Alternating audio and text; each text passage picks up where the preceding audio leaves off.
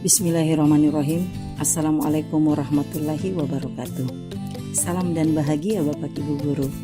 Kembali bertemu dengan saya Juma Intang SPD, calon guru penggerak Angkatan 10 Kabupaten Bantaeng, Sulawesi Selatan dari SD Negeri 21 Tanah Tengah. Pada video kali ini adalah koneksi antar materi modul 2.1. Pembelajaran berdiferensiasi. Bapak Ibu Guru, apakah itu pembelajaran berdiferensiasi? Pembelajaran berdiferensiasi itu adalah usaha seorang guru di dalam menyesuaikan proses pembelajarannya di kelas untuk memenuhi kebutuhan belajar individu murid. Yang berarti bahwa pembelajaran berdiferensiasi adalah pembelajaran untuk mendukung semua murid yang ada di dalam kelas kita. Terus maksudnya apa ya kira-kira? Bapak Ibu Guru, kita harus mengingat bahwa setiap anak atau murid itu unik, yang mempunyai kelebihan dan kekurangan tentunya masing-masing. Demikian pula dengan minat mereka, gaya belajar mereka, kebiasaan mereka, pola pikir mereka, baik itu dari segi kemampuan literasi ataupun yang lainnya sudah pasti berbeda-beda. Dan disinilah saatnya seorang guru untuk dapat memenuhi apa yang menjadi kebutuhan belajar murid yang berbeda-beda tersebut, agar anak atau murid dapat merasa senang dan nyaman pada saat mereka sedang belajar di dalam kelas. Dan yang pasti tentunya apa yang menjadi tujuan pembelajaran dapat tercapai. Selanjutnya, bagaimana caranya agar kita sebagai seorang guru dapat melakukan pembelajaran berdiferensiasi di kelas? Seorang guru supaya dapat melakukan pembelajaran berdiferensiasi, maka sebaiknya guru harus yang pertama memahami tujuan pembelajaran, kemudian mengetahui serta merespon kebutuhan belajar murid. Yang ketiga, dapat menciptakan lingkungan belajar yang mengundang murid untuk belajar. Selanjutnya, dapat melakukan manajemen kelas yang efektif dan melakukan penilaian berkelanjutan. Kemudian, bagaimana dengan hal yang berkaitan dengan kebutuhan belajar murid? Maka seorang guru harus memahami 3 hal dalam hal ini. Yang pertama, kesiapan belajar murid atau readiness. Yang kedua, minat murid. Sedangkan yang ketiga adalah profil belajar murid. Kesiapan belajar murid atau readiness, di mana kesiapan belajar murid tersebut mengharuskan seorang guru untuk menilai pengetahuan awal serta dapat menentukan apa yang telah murid ketahui dan di mana murid berada. Yang kedua, minat murid. Seorang guru harus dapat memahami serta menyadari bahwa setiap anak memiliki minat yang berbeda-beda, sehingga minat merupakan salah satu motivator yang penting bagi murid untuk dapat terlibat aktif di dalam proses pembelajaran. Sedangkan yang ketiga adalah profil belajar murid, di mana profil belajar murid ini berkaitan dengan yang pertama lingkungan, yang kedua budaya, yang ketiga gaya belajar, serta yang keempat adalah kecerdasan majemuk, yang tentunya akan berbeda-beda antara satu murid dengan murid-murid yang lainnya. Adapun kebutuhan belajar murid dapat diidentifikasi berdasarkan berbagai cara.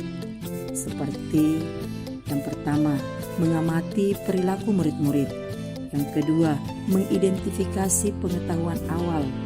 Selanjutnya, mereview dan melakukan refleksi terhadap praktik pengajaran yang telah kita lakukan, dan bisa dengan berbicara dengan guru murid sebelumnya.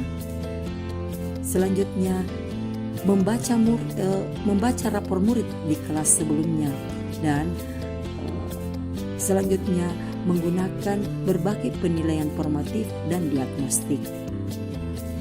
Adapun strategi untuk mendiferensiasi pembelajaran dapat dilakukan dengan 3 cara.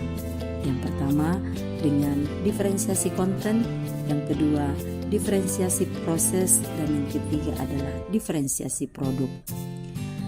Di dalam pelaksanaan atau penerapan pembelajaran berdiferensiasi ini, seorang guru dapat menggunakan salah satunya atau bisa juga mengkombinasikan ketiga-tiganya sesuai dengan kebutuhan belajar murid kita serta tujuan pembelajaran apa yang akan kita capai. Di mana diferensiasi konten berkaitan dengan apa yang kita ajarkan seperti materi, konsep atau keterampilan yang perlu untuk dipelajari berdasarkan kurikulum tentunya. Dan di dalam mendiferensiasi konten bisa dilakukan dengan membedakan pengorganisasian atau format penyampaiannya dan bukan mengubah atau menurunkan standar dari kurikulum yang ada. Sedangkan diferensiasi proses adalah suatu kegiatan yang memungkinkan murid untuk berlatih dengan memahami atau memaknai konten dengan cara membedakan proses yang harus dijalani oleh murid. Adapun strategi yang ketiga yaitu diferensiasi produk, yakni merupakan bukti yang menunjukkan apa yang murid telah pahami dengan cara membedakan atau memodifikasi produk sebagai hasil belajar murid, hasil latihan atau penerapan serta pengembangan apa yang telah dipelajarinya. Nah, sekarang mari kita simak baik-baik. Adakah keterkaitan antara modul pembelajaran berdiferensiasi dengan modul-modul yang lain? Tentu saja ada kan Bapak Ibu? Agar kita dapat melakukan pembelajaran berdiferensiasi, maka seorang guru harus berusaha agar dapat memenuhi kebutuhan belajar anak atau murid sesuai dengan kodrat alam serta kodrat zaman yang berdasarkan filosofi Ki Hajar Dewantara. Kemudian, di dalam melakukan pembelajaran berdiferensiasi, maka seorang guru penggerak tentunya harus berpihak kepada murid. Harus reflektif, mandiri, kolaboratif, serta inovatif agar dapat menciptakan pembelajaran-pembelajaran yang berdiferensiasi, tentunya untuk dapat memenuhi kebutuhan murid kita. Maka dengan demikian, seorang guru penggerak dapat mewujudkan kepemimpinan murid dengan menuntun murid ke arah merdeka belajar.